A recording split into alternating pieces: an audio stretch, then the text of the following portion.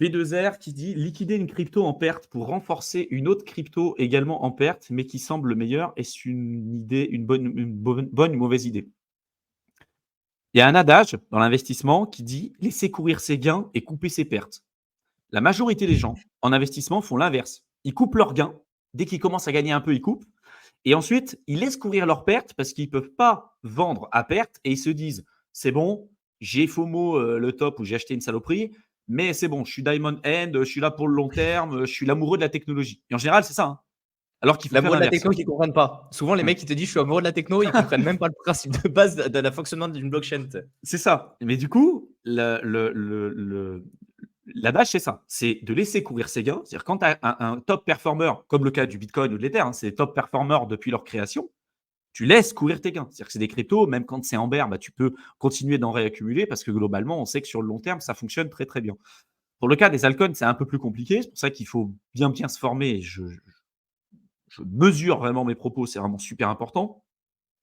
Et pas tomber dans le travers inverse, de se dire, OK, j'ai acheté une bougie verte, j'ai perdu 98% de ma crypto, je vais continuer de le hold parce que je suis convaincu que ça va encore augmenter. Non, il y a aussi une très forte probabilité que ce projet ne remonte jamais ou ne redépasse jamais son précédent plus haut.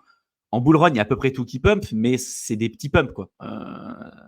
Il y a beaucoup de projets qui ne redépassent jamais leur précédent plus haut.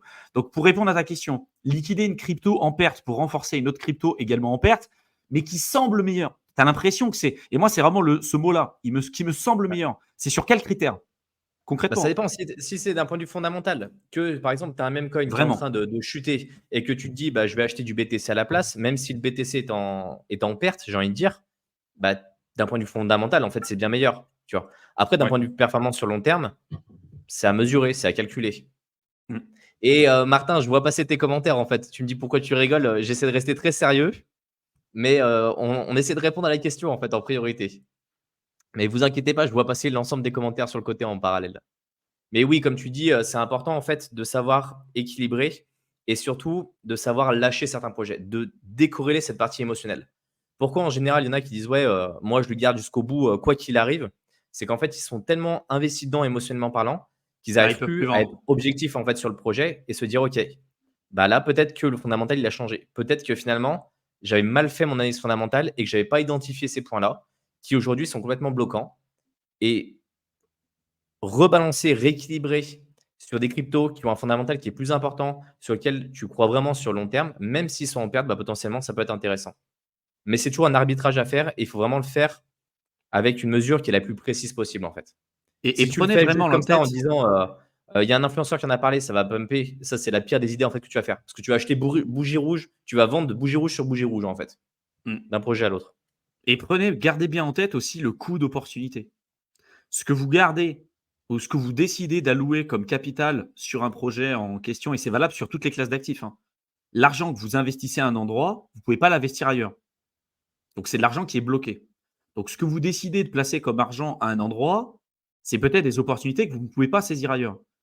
Le fait de te dire, et en espérant, parce que des fois, c'est des gens, la seule chose qui leur reste, c'est l'espoir que le projet va augmenter. Si c'est que ça qui vous rattache à votre projet, il y a un problème.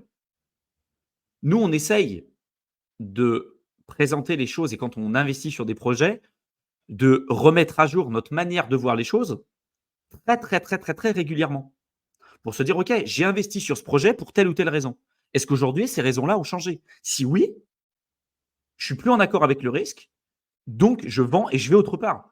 Parce que tu as des personnes, et on en revient à ce qu'on disait pour les personnes qui ont investi sur XRP en 2017. Hein. Aujourd'hui, ces personnes-là, ça fait 6 ans. Pour beaucoup, elles sont encore en perte.